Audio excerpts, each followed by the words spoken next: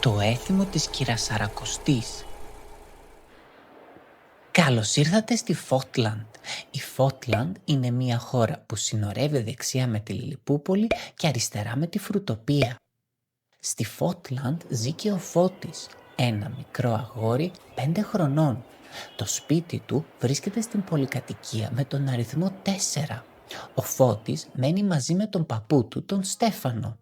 Νάτος και ο Φώτης, κάτι παρακολουθεί στην τηλεόραση. Ελάτε να δούμε.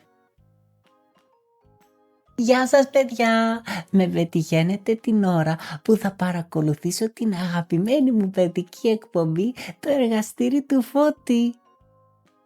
Ο παππούς μου έχει βάλει και αυτά εδώ πέρα τα κουλουράκια, αλλά είναι νηστίσιμα γιατί τώρα έχουμε σαρακοστή και νηστεύουμε. Μου αρέσουν πολύ τα κουλουράκια. Τι λέτε να μας μάθει σήμερα ο Φώτης? Ξεκινάει! Ελάτε να δούμε την εκπομπή! Γεια σας παιδιά! Σας καλωσορίζω στο εργαστήριο μου! Το όνομά μου είναι Φώτης, είμαι ένα αγόρι, έχω λίγα γένια και ένα μουστάκι και μένω στη Φότλαντ. Εσείς? Εμένα με λένε Φώτη, είμαι αγόρι, δεν έχω γένια γιατί είμαι παιδί και μένω κι εγώ στη Φότλαντ. Παιδιά, σήμερα είμαι πάρα πολύ ενθουσιασμένος γιατί θα σας διαβάσω ένα παραμύθι που δημιούργησα με θέμα την κυρασαρακοστή. Αλήθεια παιδιά, έχετε ξανακούσει αυτό το όνομα κυρασαρακοστή? Τι μπορεί να σημαίνει? Ελάτε να διαβάσουμε το παραμύθι και να μάθουμε. Αλλά πρώτα πρέπει να φορέσω τα γυαλιά μου για να βλέπω τι θα διαβάζω. Έτοιμο! Αυτά τα γυαλιά μου τα είχε κάνει δώρο τα Χριστούγεννα ένα εξωτικό από τη Φότλαντ. Ελάτε να ξεκινήσουμε. Μια φορά και έναν καιρό, πριν από πολλά χρόνια, ζούσε μια καλή κυρά που την έλεγαν Σαρακοστή. Το σπίτι της βρισκόταν πάνω σε ένα πολύ υψηλό βουνό μακριά από την πόλη. Μια μέρα η κυρία Σαρακοστή αποφάσισε να πάει στην εκκλησία. Εκεί η καρδιά της καθάριζε και ένιωθε ήρεμη, χαρούμενη και ασφαλής. Ωστόσο η εκκλησία ήταν μακριά από το σπίτι της και το ταξίδι της κυρίας Σαρακοστής θα κρατούσε 40 μέρες. Αποφάσισε να ξεκινήσει την καθαρά Δευτέρα. Αφού πέταξε τον χαρταετό της, πήρε ένα σακίδιο και άρχισε το μεγάλο ταξίδι των 40 ημερών για να φτάσει στην εκκλησία το Πάσχα. Επειδή το ταξίδι της θα ήταν μεγάλο, η κυρία Σαρακοστή σκέφτηκε να κάνει 7 στάσεις. Κάθε εβδομάδα θα έκανε μία στάση στο σπίτι μιας κόρης της, καθώς τα σπίτια τους ήταν στο δρόμο για την εκκλησία. Την πρώτη εβδομάδα σταμάτησε στην κόρη της την προσευχή που είχε το κίτρινο σπίτι.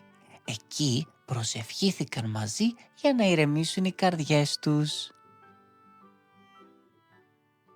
Τη δεύτερη εβδομάδα σταμάτησε στην κόρη της την Ιστία που είχε το πράσινο σπίτι. Εκεί μοιράστηκαν μαζί ένα λιτό γεύμα με ψωμί και ελιές. Την τρίτη εβδομάδα σταμάτησε στην κόρη της την Αγάπη που είχε το κόκκινο σπίτι. Εκεί άνοιξε τα χέρια της και της έδωσε μια ζεστή αγκαλιά. Την τέταρτη εβδομάδα σταμάτησε στην κόρη της τη Συνεργασία που είχε το ροζ σπίτι. Εκεί συνεργάστηκαν μαζί για να φυτέψουν λουλούδια στον κήπο της. Την πέμπτη εβδομάδα σταμάτησε στην κόρη της την Υπομονή που είχε το μπλε σπίτι. Εκεί της έμαθε αργά και με υπομονή να πλέκει. Την έκτη εβδομάδα σταμάτησε στην κόρη της τη Συγχώρεση που είχε το πορτοκαλί σπίτι. Εκεί συγχώρησε την κόρη της που την είχε ξεχάσει και δεν της μιλούσε για καιρό. Τέλος, την 7η εβδομάδα σταμάτησε στην κόρη της την Ευγένεια που είχε το καφέ σπίτι. Εκεί της είπε ένα πολύ μεγάλο ευχαριστώ που την φιλοξένησε. Και τέλος, η κύρα Σαρακοστή κατάφερε να φτάσει στην εκκλησία μετά από 40 ημέρες. Μπήκε μέσα έχοντας στο μυαλό της τις 7 κόρες της. Την προσευχή, την νηστεία, την αγάπη, τη συνεργασία, την υπομονή, τη συγχώρεση και την ευγένεια. Τέλος. Αυτό ήταν, παιδιά, το παραμύθι που δημιούργησα σχετικά με την κύρα Σαρακοστή, που όπως είδαμε το όνομά της συνδέεται με τις 40 ημέρες που διήρκησε το ταξίδι της από το σπίτι της ψηλά στο βουνό μέχρι την εκκλησία που βρίσκονταν στην πόλη για το Πάσχα. Μάλιστα, σας έφτιαξα και αυτό εδώ πέρα το φύλλο εργασίας, στο οποίο όπως βλέπετε έχουμε έναν χάρτη. Πάνω στον χάρτη έχουμε την κύρα Σαρακοστή, τη διαδρομή που έκανε και την εκκλησία που έφτασε μετά το μεγάλο ταξίδι των 40 ημερών. Κατά τη διάρκεια της διαδρομής της και του ταξιδιού της υπάρχουν κάποια σπίτια, που είναι τα σπίτια της κόρες της. Εσείς τι πρέπει να κάνετε? Θα πρέπει να παρακολουθήσετε ξανά το βίντεο και το παραμύθι πολύ συγκεντρωμένα και θα πρέπει να σημειώσετε δίπλα από κάθε σπιτάκι τον σωστό αριθμό και το χρώμα που έχει. Για παράδειγμα, ποιο ήταν το πρώτο σπιτάκι στο φύλλο εργασίας που έκανε στάση η κύρα Σαρακοστή και τι χρώμα είχε? Ποιο ήταν το δεύτερο, ποιο ήταν το τρίτο και ούτω καθεξής, μέχρι να συμπληρώσετε τους αριθμούς σε όλα τα σπιτάκια και να τα χρωματίσετε με τα σωστά χρώματα. Όταν το ολοκληρώσετε θα πείτε σε έναν μεγάλο να μου στείλει ένα email με το φύλλο εργασίας σας στο email μου fotlandgr@gmail.com, έτσι ώστε να δω εάν το κάνατε σωστά, και αν το έχετε κάνει σωστά μπορεί να λάβετε και κάποια έκπληξη από το εργαστήριο μου. Οπότε παρακολουθήστε συγκεντρωμένα το φύλλο εργασίας, το βίντεο μου, το παραμύθι, συμπληρώστε το φύλλο εργασίας και περιμένω τα email σας. Παιδιά, θα κάνω σίγουρα το φύλλο εργασίας και θα το στείλω στο Φώτη για να δω τι έκπληξη θα μου στείλει. Ανυπομονώ.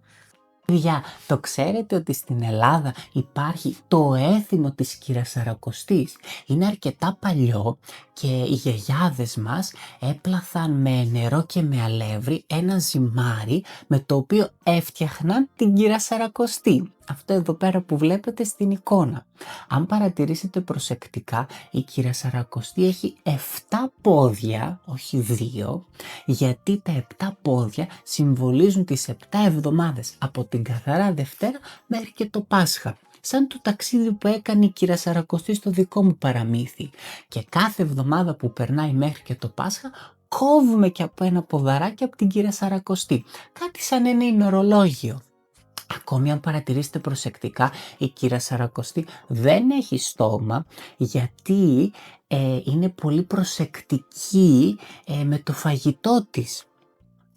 Αποφεύγει να τρώει κρέας, αποφεύγει να τρώει γαλακτοκομικά προϊόντα όπως γάλα και κασέρι, όπως και η δική μου η κύρα Σαρακοστή στο παραμύθι, που συνάντησε την κόρη της στην νηστεία και φάγανε ένα λιτό γεύμα με ψωμί και ελιές.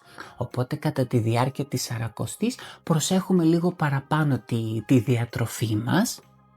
Και ακόμη η κύρα Σαρακοστή έχει έναν σταυρό στο κεφάλι της και τα χέρια της είναι σταυρωμένα, γιατί όλο αυτό το έθιμο συνδέεται με την εκκλησία και πιο συγκεκριμένα με το Πάσχα.